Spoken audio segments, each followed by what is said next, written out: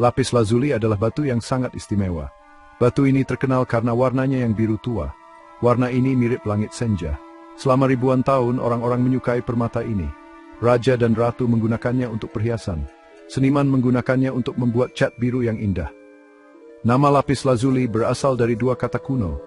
Lapis adalah kata Latin yang berarti batu. Lazuli berasal dari kata Persia kuno lagevard yang berarti langit atau surga. Jadi, namanya secara harfiah berarti batu langit atau batu surga. Sangat menggambarkan penampilannya yang memukau dan penghormatan historisnya. Batu biru yang indah ini bukan hanya satu mineral tunggal. Ini adalah apa yang para ilmuwan sebut batuan metamorf. Artinya, batu ini dulunya adalah jenis batuan yang berbeda. Batu ini berubah menjadi lapis lazuli selama waktu yang sangat lama. Proses ini membutuhkan panas dan tekanan luar biasa jauh di dalam kerak bumi. Lapis lazuli sebenarnya adalah campuran dari beberapa mineral yang berbeda. Mineral utama yang memberikan warna biru yang indah disebut lazurit. Tanpa lazurit, batu ini tidak akan memiliki warna biru cerah khasnya yang telah memikat umat manusia selama generasi yang tak terhitung jumlahnya, menjadikannya keajaiban geologis sejati. Batu ini seringkali memiliki mineral lain yang bercampur. Kamu sering bisa melihat bintik-bintik keemasan kecil tersebar di permukaan birunya. Bintik-bintik berkilau ini bukan emas, melainkan mineral yang disebut pirit. Pirit juga dikenal sebagai emas bodoh. Bintik-bintik keemasan ini membuat batu itu terlihat seperti langit malam berbintang. Kombinasi unik ini menambah keindahan dan nilainya. Kadang-kadang kamu mungkin juga melihat garis-garis putih di batu itu. Bagian putih ini biasanya kalsit. Lapis lazuli yang sempurna memiliki warna biru tua yang merata dengan sedikit taburan pirit keemasan, menciptakan kanvas surgawi. Bagi banyak budaya kuno, lapis lazuli lebih dari sekadar batu yang cantik. Itu adalah simbol kebijaksanaan, kebenaran, dan kekuatan. Di Mesir kuno, itu dianggap batu suci. Mereka menggunakannya untuk menghias topeng pemakaman Firaun, seperti topeng terkenal Tutankhamun. Mereka percaya batu itu akan melindungi orang di alam baka. Pentingnya sejarah dan budaya yang mendalam ini secara langsung terkait dengan penampilannya yang menakjubkan, hasil langsung dari proses geologis kompleks yang akan kita jelajahi, menjadikannya jembatan antara sains dan sejarah manusia. Kisah lapis lazuli dimulai jauh di dalam bumi. Dimulai dengan jenis batuan yang disebut batu kapur. Batu kapur adalah batuan umum yang sering terbentuk di dasar laut purba dari cangkang dan kehidupan laut. Agar lapis lazuli terbentuk, batu kapur ini harus berada di dekat sumber panas yang intens. Panas ini biasanya berasal dari magma, yaitu batuan cair dari bawah kerak bumi. Ketika magma mendorong jalannya naik ke kerak bumi, ia memanaskan batuan di sekitarnya hingga suhu yang sangat tinggi. Proses ini disebut metamorfisme kontak, dan ini adalah langkah penting pertama dalam menciptakan permata biru ini. Saat batu kapur dipanaskan oleh panas yang intens dari magma, strukturnya mulai berubah sepenuhnya. Panasnya bisa mencapai lebih dari 600 derajat Celcius. Pada saat yang sama, batuan berada di bawah tekanan yang sangat besar dari berat bumi di atasnya. Kombinasi suhu tinggi dan tekanan tinggi ini mengubah batu kapur. Mineral asli di dalam batu kapur pecah dan membentuk kembali menjadi yang baru.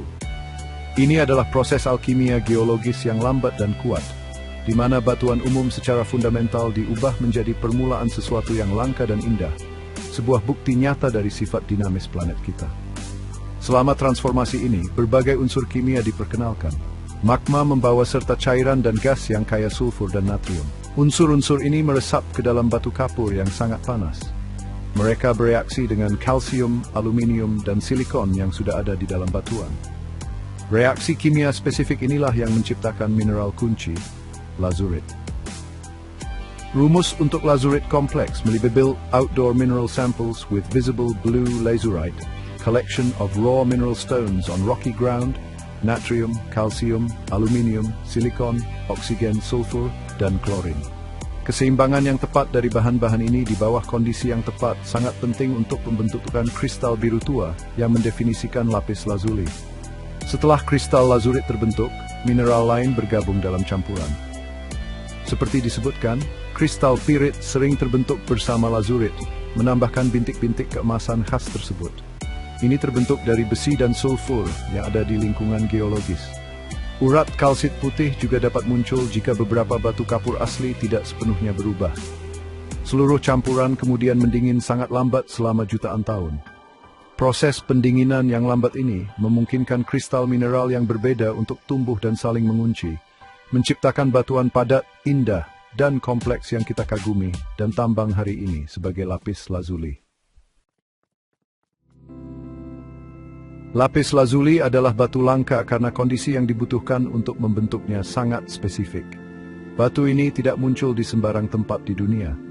Sumber lapis lazuli yang paling terkenal dan tertua ada di Afghanistan. Tambang Sare Sang yang terletak di Provinsi Badakhshan, tan lapis lazuli terbaik di dunia selama lebih dari 6.000 tahun. Wilayah pegunungan terpencil dan terjal ini memiliki geologi yang sempurna untuk pembentukannya. Lapis dari tambang ini dikenal karena warnanya yang biru tua dan seragam, menjadikannya varietas yang paling dihargai dan dicari di seluruh dunia. Tambang-tambang Afghanistan ini legendaris. Batu yang ditambang di sini diperdagangkan di sepanjang rute kuno, mencapai peradaban sejauh Mesir, Mesopotamia, dan Kekaisaran Romawi. Bahkan hari ini, tambang Sare Sang tetap menjadi sumber utama lapis lazuli berkualitas tinggi.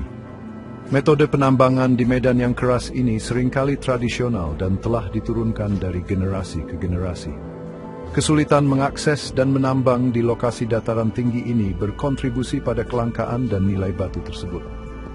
Ini adalah bukti keinginan akan batu itu bahwa orang-orang telah menantang kondisi yang sulit selama ribuan tahun untuk mendapatkannya. Selain Afghanistan, ada beberapa tempat lain di dunia di mana lapis lazuli dapat ditemukan, meskipun seringkali dalam jumlah yang lebih kecil atau kualitas yang berbeda. Salah satu lokasi yang menonjol adalah dekat Danau Baikal di Siberia, Rusia. Lapis lazuli Rusia juga dikenal karena kualitasnya yang baik, meskipun kadang-kadang memiliki warna biru yang sedikit berbeda dibandingkan dengan varietas Afghanistan. Deposit ini telah ditambang sejak abad ke-19 dan telah digunakan untuk menghias istana dan katedral megah di Rusia, menunjukkan daya tarik universal batu tersebut bagi bangsawan dan seniman di berbagai budaya. Deposit lain ada di berbagai belahan dunia. Di Pegunungan Andes di Chili, ada tambang lapis lazuli yang signifikan. Batu Chili seringkali memiliki lebih banyak kalsit putih yang bercampur, memberinya tampilan yang lebih berbintik atau seperti denim, yang menurut beberapa orang sangat menarik. Deposit yang lebih kecil juga telah ditemukan di Angola, Myanmar, Pakistan, Kanada, dan Amerika Serikat, khususnya di Colorado dan California. Namun, tidak ada sumber-sumber ini dapat menandingi signifikansi historis atau kualitas tinggi dan warna biru tua yang konsisten dari lapis lazuli yang berasal dari tambang kuno Afghanistan. Warna biru lapis lazuli yang megah adalah fitur yang paling menonjol, dan ilmu di baliknya sangat menarik.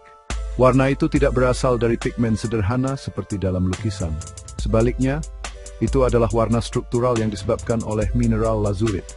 Di dalam kristal lazurit, ada kelompok atom sulfur yang terperangkap. Ketika cahaya masuk ke kristal, kelompok sulfur yang terperangkap ini menyerap semua warna spektrum cahaya, kecuali biru. Cahaya biru dipantulkan kembali ke mata kita. Itulah sebabnya kita melihat batu itu sebagai biru tua yang kaya. Ini adalah proses mekanika kuantum yang dikenal sebagai transfer muatan. Biru unik ini memiliki dampak mendalam pada sejarah manusia, terutama di dunia seni. Sebelum penemuan pigmen sintetis pada abad ke-19, satu-satunya sumber cat biru yang permanen dan cerah adalah lapis lazuli. Batu itu akan digiling menjadi bubuk yang sangat halus untuk membuat pigmen yang disebut ultramarin. Nama ultramarin berarti dari seberang laut, mengacu pada perjalanannya yang panjang dari tambang di Afghanistan ke studio seniman di Eropa. Pigmen ini lebih mahal daripada emas selama Renaissance. Hanya digunakan untuk bagian terpenting dari sebuah lukisan, seperti jubah Bunda Maria. Nilai ultramarin mendorong para ilmuwan dan seniman untuk mencari alternatif yang lebih murah.